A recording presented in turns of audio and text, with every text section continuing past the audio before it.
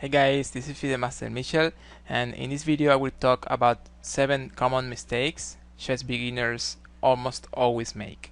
Keep watching. And here we start with the list: playing run sacrifices. Very often beginners want to win their games by attack, and in positions like this one we have on the board, they play things like knight takes h7 just to start some kind of attack. The idea here is that when we sacrifice, we're going to have material down, so we need to make sure the sacrifice is actually strong, it's actually a good move.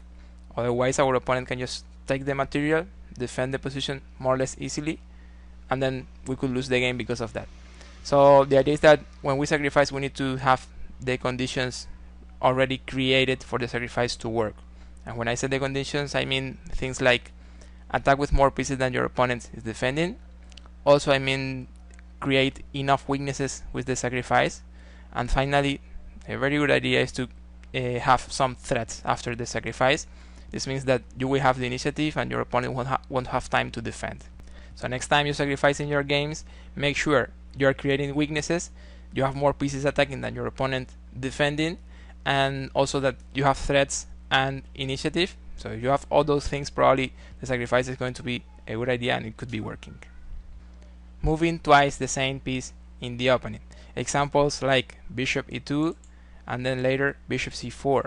Also knight c3 and sometime later still in the opening knight d5 or knight b5. And another common situation, d3 and then later d4. Well, in general this is something we want to avoid. Make sure what is the square where you want to put the piece when you develop it, and try not to move it again during the opening. Something I find very helpful is to think of developing one minor piece in every move in the opening. So I develop the knight, then I try to develop the other knight, then I develop the bishop, then I play d3, then I castle, then I develop the other bishop. And if you think like that, like developing one minor piece in every move, you won't be distracted with other ideas and other threats which are not really strong and will make you waste tempos during the opening. Not castling as soon as possible.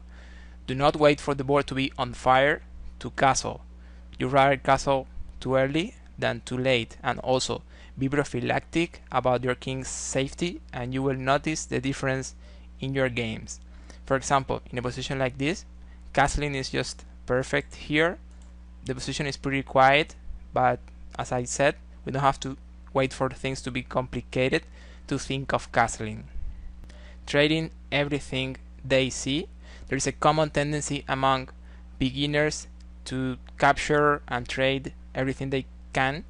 These are a couple of examples where we can trade and we shouldn't trade. In this position here, white can play knight takes bishop, but this bishop is undeveloped, it's a bad piece, and the knight is a good nice piece on b6. So in general the rule here is do not trade one of your developed pieces for undeveloped pieces. That's something we want to avoid. And also there is this example where white can capture and trade queens on d8.